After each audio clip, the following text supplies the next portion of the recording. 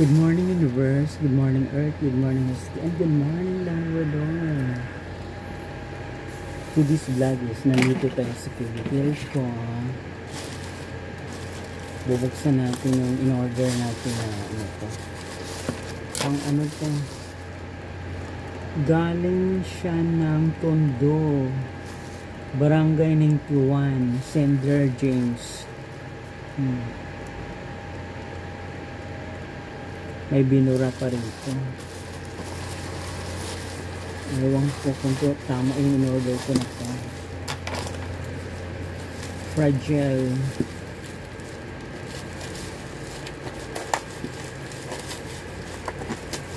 Ito yung ilalagay once na nagluluto. Oh my god.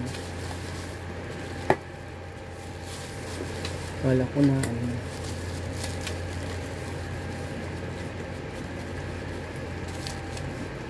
Kasi ito, may tumawag sa akin, tinanong niya ako kung si Jimbo daw ako.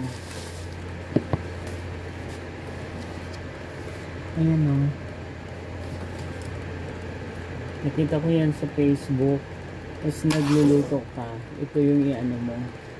Ang ano nito, isang tablespoon.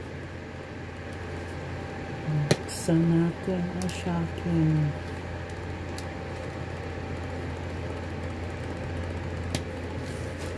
Bubuksan natin kung tama ito. Baka iba yung laman nito. Just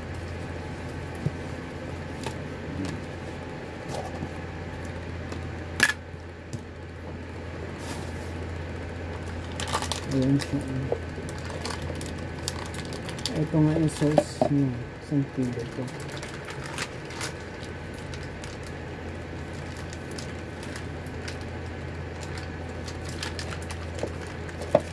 Nakita ko to sa mga Chinese.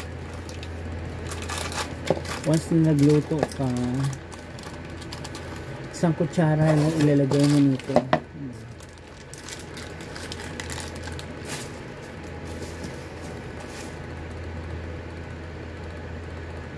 Spicy sauce. Ang halaga nito is kulang-kulang almost 500. Try natin. Once na nagluto pa, ito yung gagamitin natin. Kaya kung sino may gusto mag-order, try yung parang ano siya, hindi mo maano, spicy sauce. Kailangan ingatan natin to kasi konti lang bukas natin dyan. Kasi spicy sauce daw. Galing ka ang sender kay James, Metro Manila, Tondo 2, Barangay 91. Piece 1 piece na 2 attempts na to kasi akala nila sa Sembo ako. Hindi, maganda nga yung pagkaanuhan ko nito eh. Sabi ko bakit napunta sa Sembo, Barangay Bill Air po ako.